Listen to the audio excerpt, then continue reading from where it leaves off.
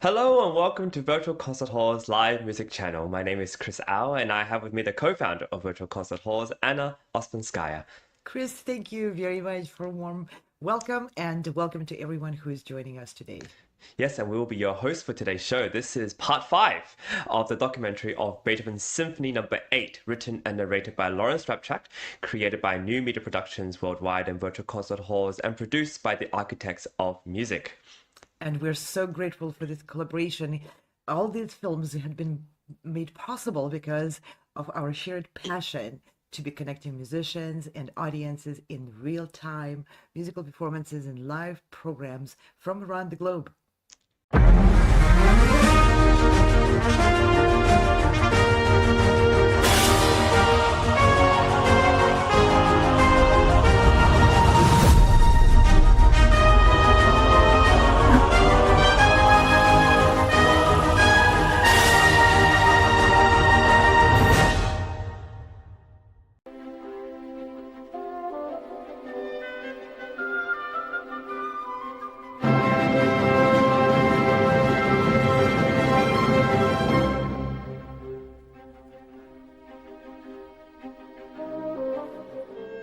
And we know that this symphony must be a homage to the past of some sort, since the third movement is titled Tempo di Menuetto.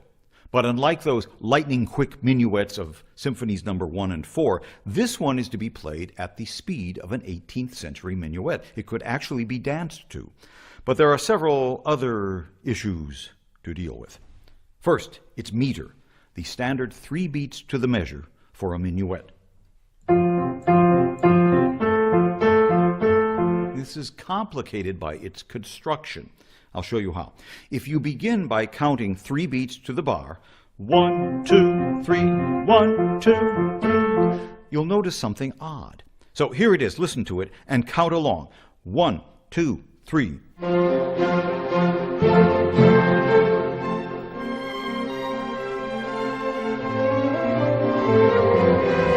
There's one too many beats before the actual melody begins, which is this.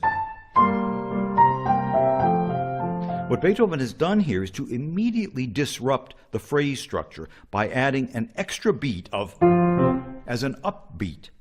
Anyway, this brief but disorienting passage is actually a short introduction. The main minuet is now underway, and the main theme contains 3 little motives that are important. First, the upbeat to the actual main theme, the main tune. Later, you'll hear it proclaimed by trumpets and horns and timpani. Second, there's that descending figure, the triad. That. And third, what I'll call the short upbeat. It's clipped and martial. And underneath the main theme, the opening figure now continues as the accompaniment.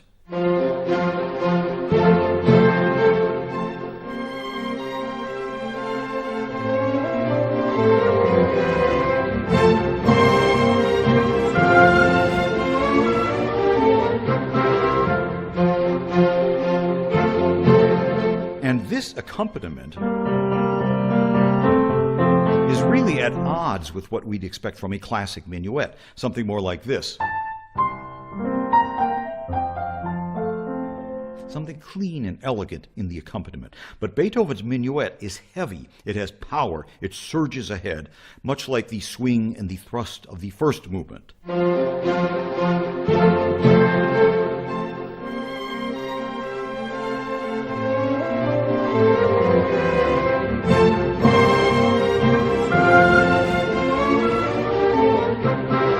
So there's the first section of the minuet, which, as always, is repeated. The second main section immediately moves into C major, the dominant key, and the descending triad figure now takes over. First violins, second violins, violas and celli, basses, while the opening motive continues to provide the surging accompaniment. And the descending triad now is used to move us back into F major, like so.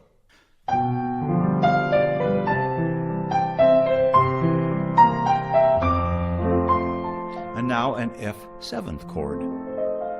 to move us into B flat major. That's the descending triad figure. 1, 2, and 3. But then Beethoven shortens the length of the first note so that we now have a 2-beat figure. The perfect opportunity to use what else? The hemiola device. 1, 2, 3, 1, 2, 3, 1, 2, 3, 1, 2, 3. Well, that's cute.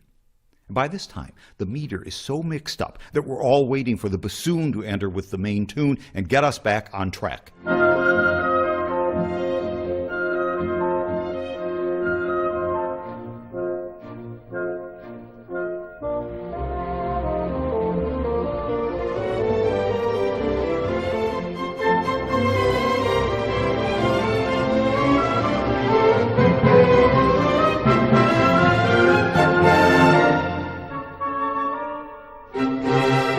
Heard Beethoven use that short, clipped upbeat motive, ba-ba-dum, to move us through several keys.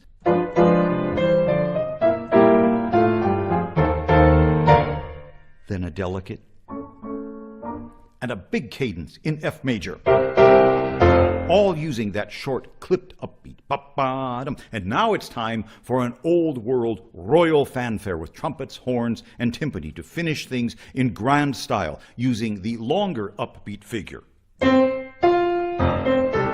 the descending triad, answered by the short upbeat. The woodwinds then enter with the fanfare, but a beat early. More hemiola figures, there's back and forth between the winds and strings, there's weird phrase lengths. If this is sounding complicated, it is. It's 1812, and Beethoven is turning the old-fashioned minuet on its head. Rhythmic and melodic structure, harmonies, the billowing romantic textures. Everywhere you turn, there's something that is historically, traditionally wrong. Academically, it's very wrong. But who cares? He's Beethoven, and the destiny of music is in his hands.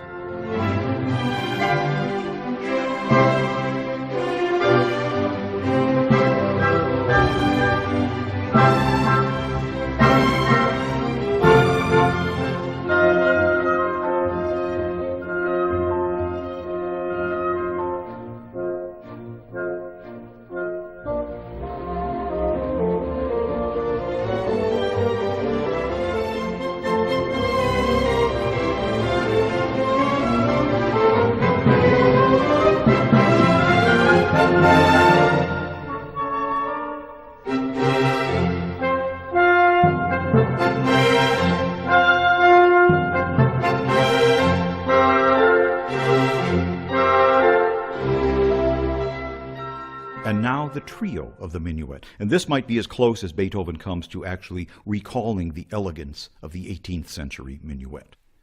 The trio begins with a 3-note upbeat figure, like so, and Beethoven will use it as a little motive, as you'll see. And it's tranquil, it's a pastoral duet for 2 French horns, and based on the familiar rustic sound of the horn fifth.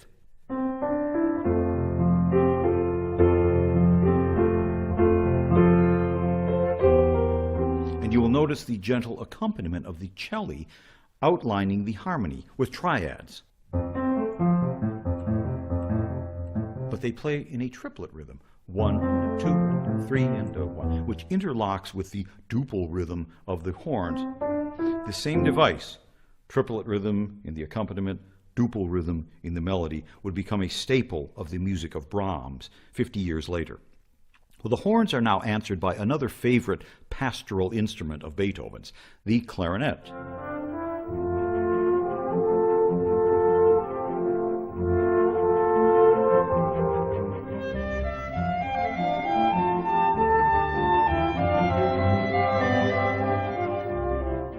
Again, very rustic, straight out of the world of the pastoral symphony. But now the real magic will happen in the trio's second section. This is my favorite passage of the entire symphony. We've moved into C major, the dominant key, and the strings now play the melody, beginning with the 3-note upbeat. We'll call it the motive, okay? And the strings are answered by the horns and clarinet. which definitely evokes a rustic shepherd's call dialogue within the orchestra.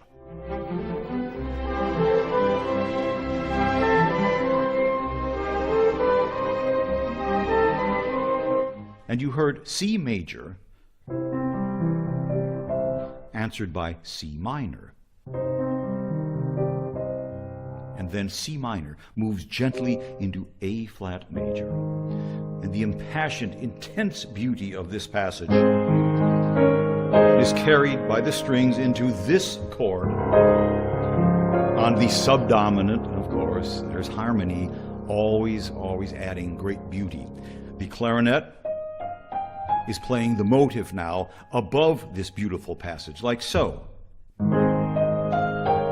Now the horn, super expressive, arriving here. And my playing cannot begin to do justice to this.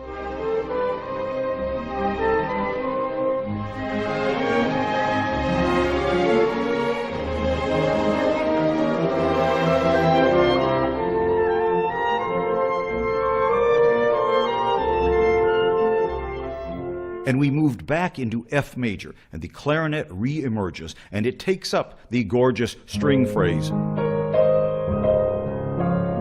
But the clarinet now in F major, with the two French horns underneath, except that Beethoven now embellishes this melody to allow the clarinet its own free-flowing cantilena.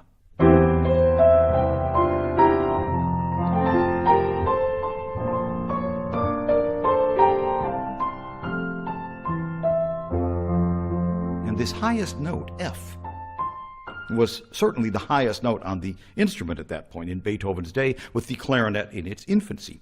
So to assign this treacherously high note at the apex of this lovely ecstatic clarinet solo was a very bold thing to do. And the trio section now closes with an open-air dialogue between clarinet and horns, and despite its tranquility, the cello and bass accompaniment with triple and duplet rhythms combined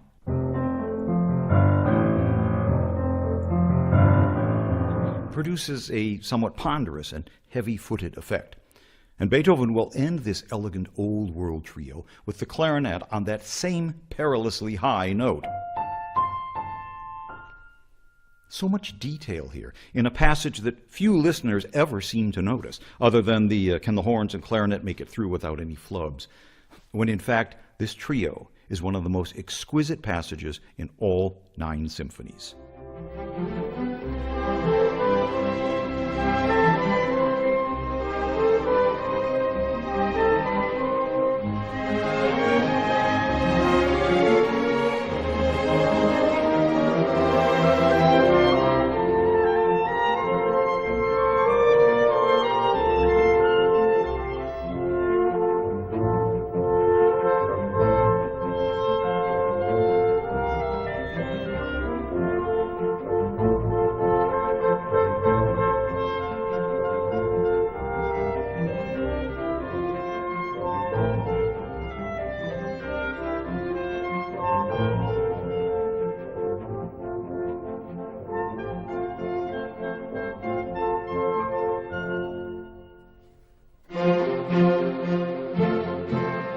And the main minuet is played again from the beginning, minus its repeats. And you never really quite know how to take this minuet.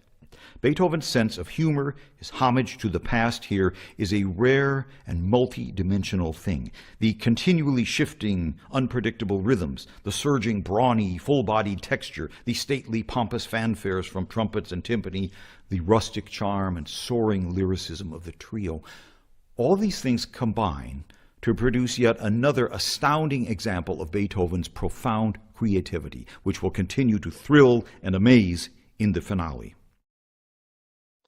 Thanks, Larry. I mean, Thanks, Larry. This was really fantastic. It's incredible how Larry was able to really bring out all the elements and make them alive and make them really speak to you. When you just listen to that middle section of the minuet, he's so right. I myself must admit, didn't think as much of it as now after listening to Larry's explanation. I mean, and also as a pianist, I find when he played it on the piano, you could really hear the dissonance and the resolution, especially going into that subdominant, the moment where he's like, it's so beautiful. And yeah, I can hear it because maybe as a pianist, you just hear those harmonies and dissonances just a little bit more. But I think it's resonant. So I think his playing really pays homage to how beautiful it really is, and maybe in the sparsity of the woodwinds and the strings, like with the pizzicato cello bass, you don't quite hear the dissonance clash quite so much. You hear the sound of the orchestra, but you don't hear how it's as exquisite. But it's just different, and I find um, amazing how he would highlight something like this for us listeners who, like you said, would just kind of you pass it by without thinking.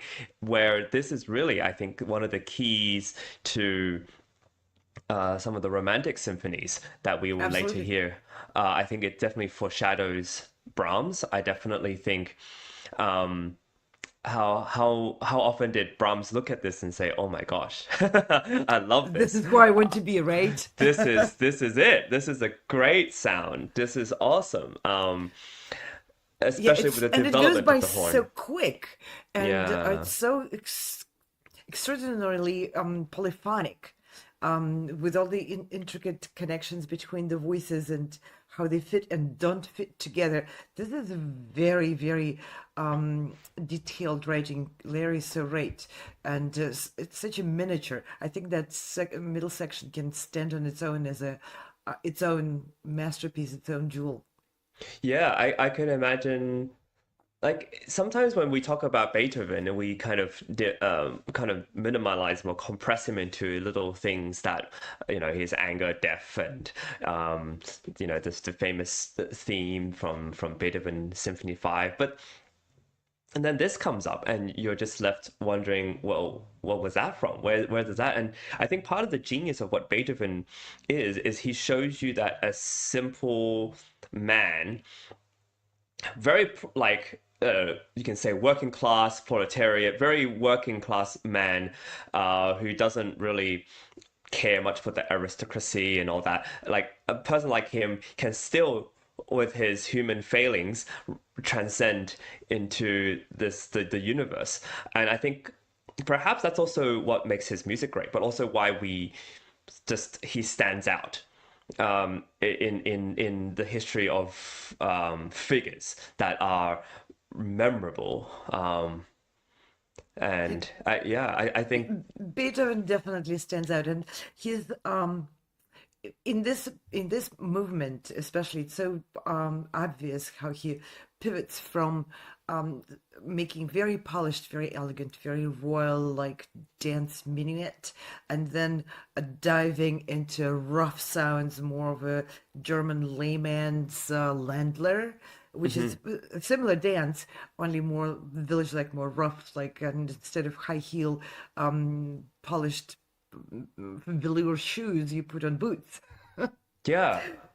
Yeah, because I think what that this does is it makes the ordinary feel sacred in a way. Because I think a lot of the time in religion, in let's say like Christianity, there is this period that's called the ordinary time, and basically you're just going through the motions. It's not Lent, it's not Advent, it's not these big celebrations. You're going through the ordinary time, and sometimes you wonder why it's called ordinary. And I think what it is that finding beauty and within the ordinary, and sometimes within the ordinary being able to reach something that's sacred or transcendental or universal is what it hints towards.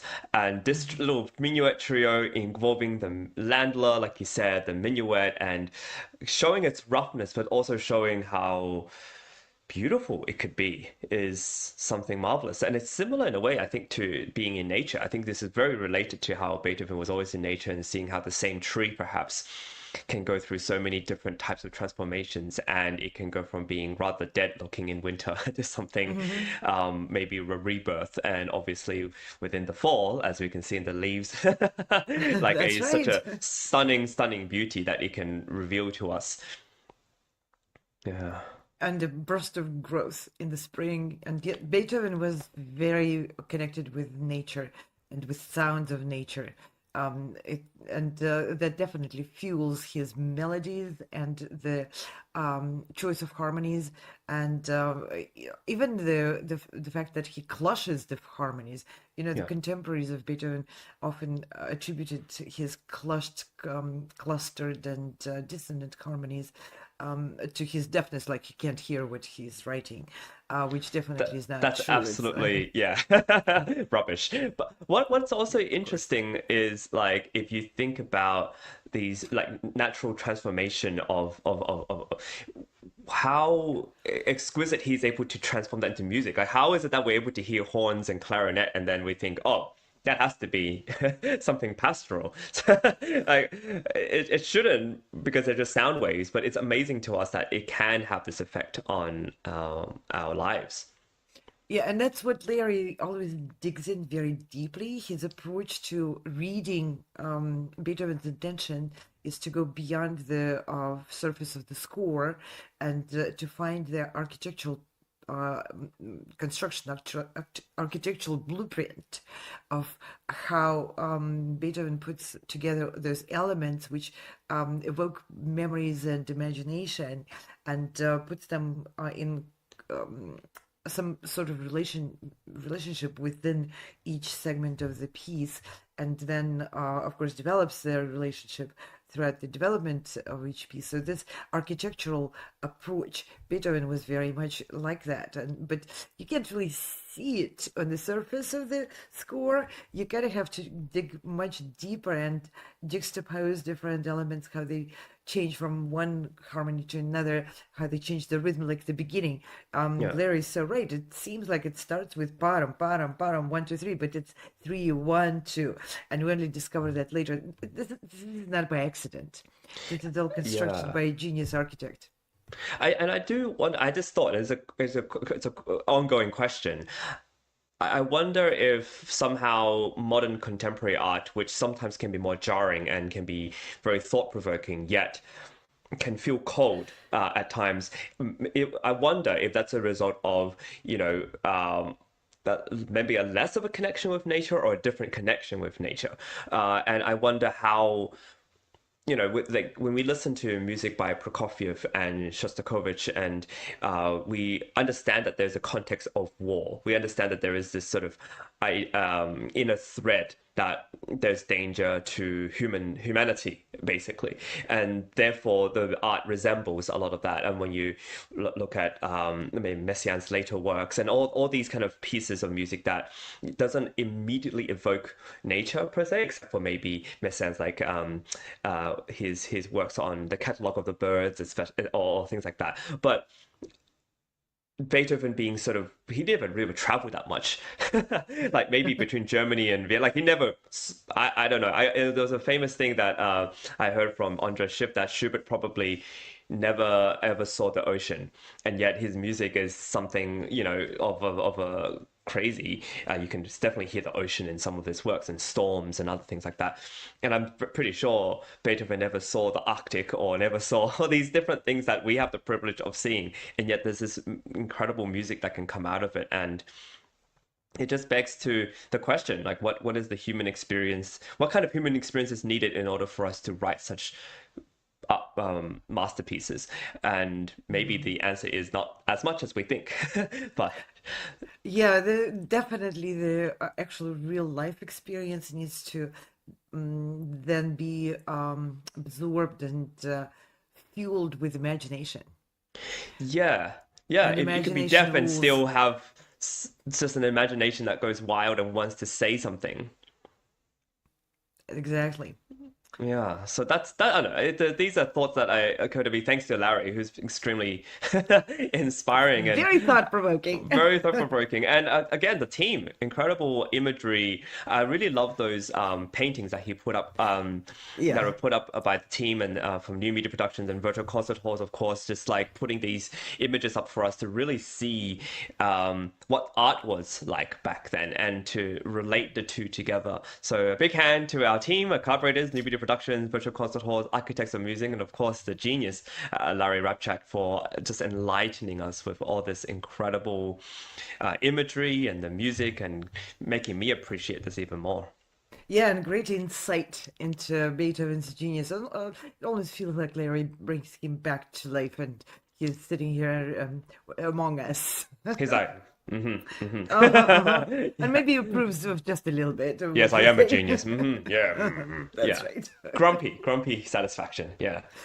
Yeah, and I want to thank our partners and collaborators, Beethoven being one of the most important ones, and all the companies and organizations which are helping us produce these films and many other programs, and to develop our community, to develop our creative input and collaborations. Thank you so much for your energy and for your support. And with this, we're streaming. We're streaming everywhere. Chris, I'm going to let you introduce our streaming developing Well, I mean, platform part of what we network. do that's important is make sure that we're heard, that these programs are accessible to a wide audience. And thanks to YouTube, Facebook, Instagram, and all these you see on the screen, they're free. So our job and our role, our mission really is wanting to spread this incredible art form, analysis, musicians, music, live for as many people as we can access. So if you are interested in supporting us in that and being a part of this journey, please do. We are really excited to have more collaborators, and yeah, I'm really excited. We're finishing the third movement. There's definitely one more movement left of this, so I'm looking forward to that. Thank you, Larry, and we'll see you next time for part 6 of Beethoven 8 documentary series. See you all. Have a great day.